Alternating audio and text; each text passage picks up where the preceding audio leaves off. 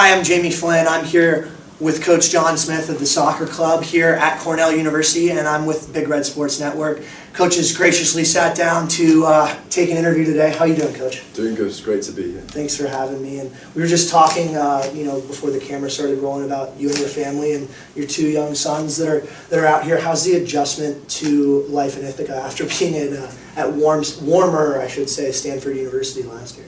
It's been actually a seamless transition. I've been really impressed. I mean, young kids are usually quite malleable, and my two boys are no different. I mean, they really do fit in with this environment. They love the snow.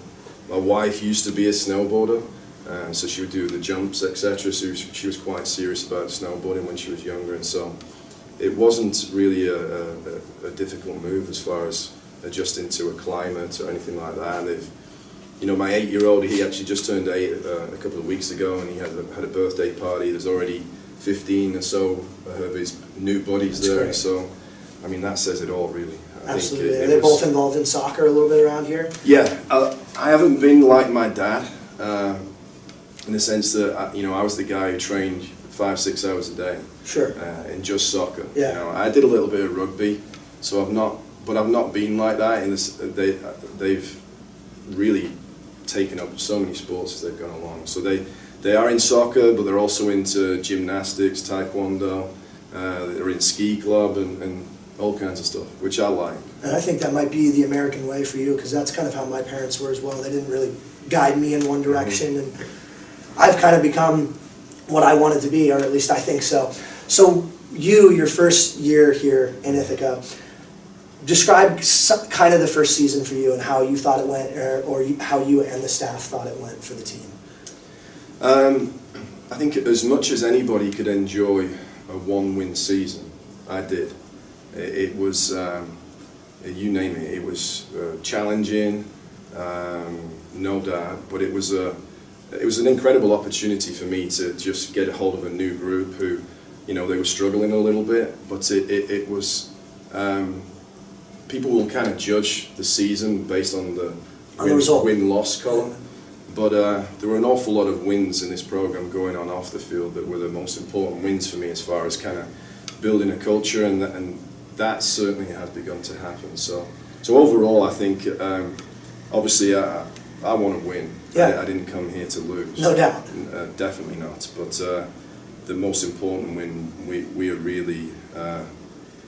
Experiencing that now. Losing a couple of key seniors, and I'm sure that those seniors for you, that's your first batch of seniors that you kind of get to send off, especially here at such a highly academic institution. You get to really send off into the real world and be proud of those kids. So what are you guys thinking as far as the squad, filling those guys' shoes? What can be said as far as that's concerned? Well, it's always great when you know, I mean, look, I arrived here, I think my start date was March the 15th, so I had a really short period of time around the seniors, and just kind of to try to get to know them as human beings, try to get to know them as soccer players. I wouldn't say that they finished the season and I fully knew who they all were, but it certainly was a pleasure getting to know them for that period of time. And the exciting thing for me is that, we had, at the end of the season, I had my individual meetings with all the seniors, and just to hear the things that they're moving on to, it's really quite mind-boggling. It's wonderful, and that's the fantastic thing about these kind of schools, where you get that incredible opportunity to do incredible things on the soccer field, but also move on and do wonderful things once you're finished. And so they're all moving on to some great stuff, which is exciting, and I'm super pleased for them. And then for me, the second I arrived here, it was always about looking to build. I knew I was graduating 12 seniors, sure. So I had to fill in that void. And I've always been a person that's recruited primarily based on character traits and what people are made of. And right below the character traits, I would ask myself, right, can this guy play? And I'm super excited about the group that's coming in. It's going to be a group that's going to help this program move along. Yeah, this is your first recruiting class that's coming up here in 2017, which is exciting as a coach and exciting as a program as we try to move, from that one-win season. And Coach, you hit on this one-win season, and it's me being a fan and following this team, you guys lost a lot of close games, and in the locker room, that can sometimes get demoralizing. Did it seem like, especially towards the end, I think there was at least one overtime loss in the Ivies, maybe two. Does that get demoralizing for a team? What's your message that you send to the players in the locker room after a loss like that? And that's where the one real win that this program experienced could have been seen, because if anybody had come to watch this team train during the course of the season, you would never have known that this was a program that had only won one game. Absolutely, I agree. Or that was struggling. I mean, at any of these training sessions, they were sharp, they were intense, they gave absolutely every ounce of their energy. I mean, I'm a good judge of where people are at and what level of effort they're putting in. Sure. And none of these guys gave up, and I think that was a real true sign that they had begun to buy into the vision, to the new identity of the program. And so, it was tough. I mean, I knew in the back of my mind that the confidence that this team needed was the confidence that you only get from winning.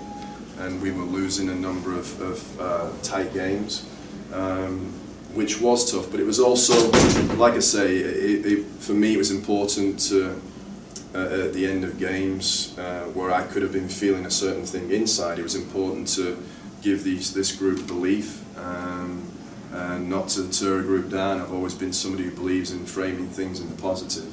And I actually heard a lot about that just interviewing a couple of your players. I did an article for our online site in our newspaper, and I talked to a couple of your freshmen. In particular, with your prowess as far as developing young strikers and being an attacking player yourself, talking with Brady Dickens and George Pedlow, and Brady had his little he was beat up for a little bit of time. Yeah. But those two together, when you started implementing those two together, and I mean, there's a handful of freshmen we could talk about. When you started implementing those two together, what were some of the things that you think you really enjoyed watching them as they fed off of each other?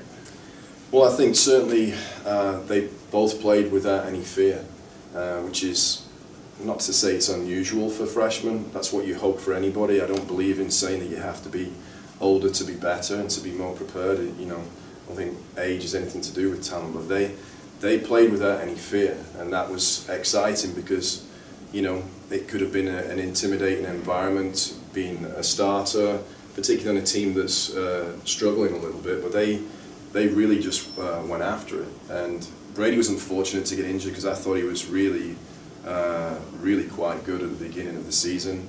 And George is an athletic specimen. I mean, he is a supreme athlete, and it's very natural.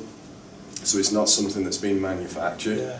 And so he can get stronger, and it's just with and he was a winger for a good. He was a winger of his younger career, growing up. Correct? Yeah, and he he's got the versatility, I think, with his the way he is as an athlete to be a striker or a wide player in the way we play.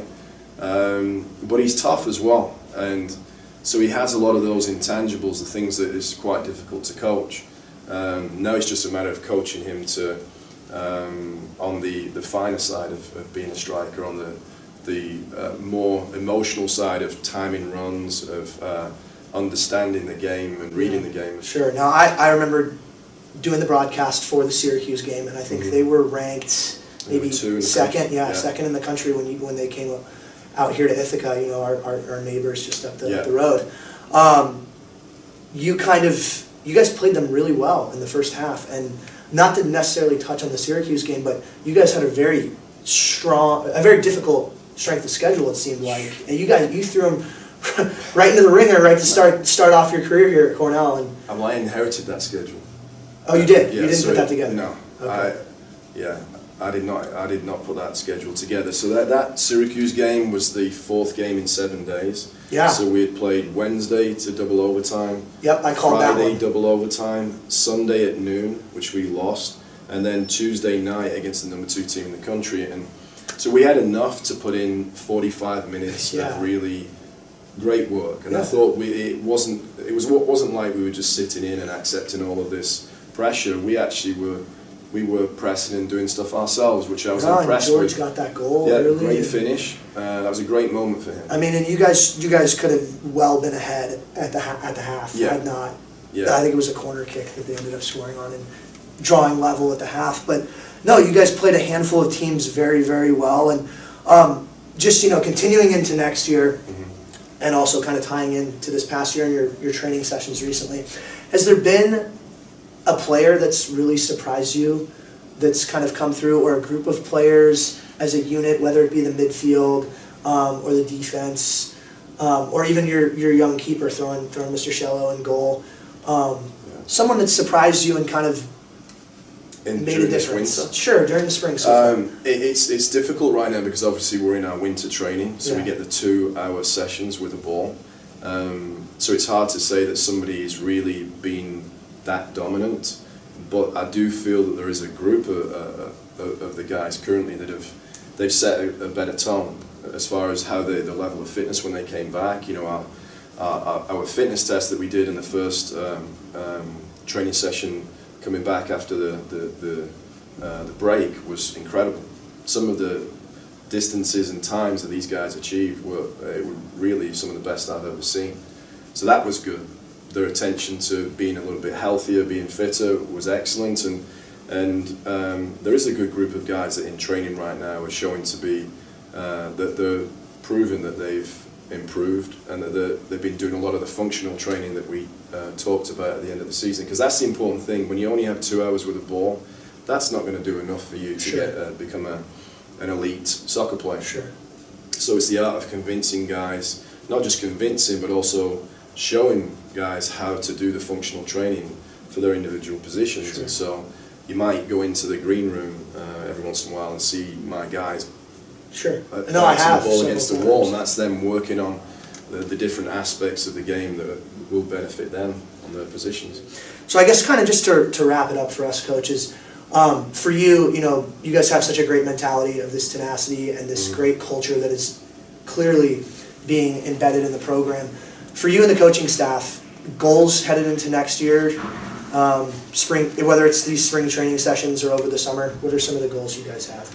The goal for this group of players and the staff is always to just be the best that you can be in everything that you do. With any guys that are part of my program, that's all you can ask of guys, and to really keep setting the bar higher. As human beings, we naturally set limits for ourselves emotionally, and it's a matter of keeping on pushing them up and to improve, to work harder. And I think that's my expectation for this group, for each one of these guys to figure out just what that means to be the best that they can be.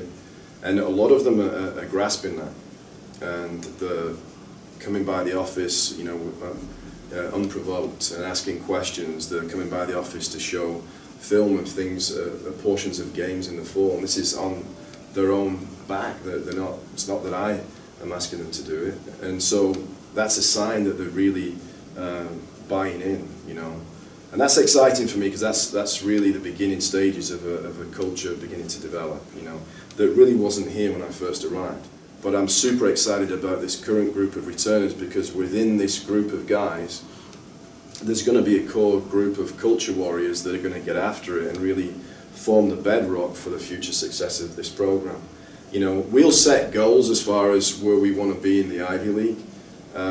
We have an ultimate vision for this program, and I want to turn this into a top 25 program. That's what I want to do. And we did it at Stanford. I don't think anybody would have expected that to happen, because 5 years ago I don't think there were many people in the country talking about Stanford men's soccer, and now everybody is. And as a staff and as players, we sweat blood and tears to make it happen. And we're doing the same here. With recruits back then, I was selling a myth. I was selling something that on that campus it didn't exist, and I'm doing the same here. I did the same for the 2017 class, and I'm doing the same for the 2018 class. And these guys will buy in, and the train's about to start moving. Well, Coach, with your brilliant track record as far as selling that vision and bringing in the right players to continue building it, I'm sure I'll wish you the best of luck. But I also say that I think that you're headed in the right direction, and no doubt that'll be achieved. And I hope to come back to Ithaca after my time here, because I'll be graduating this year, and see that top 25 soccer program, Coach. I hope so too. Thank you so much. I'm Jamie Flynn, BRSN, talking with Coach John Smith. Thank you.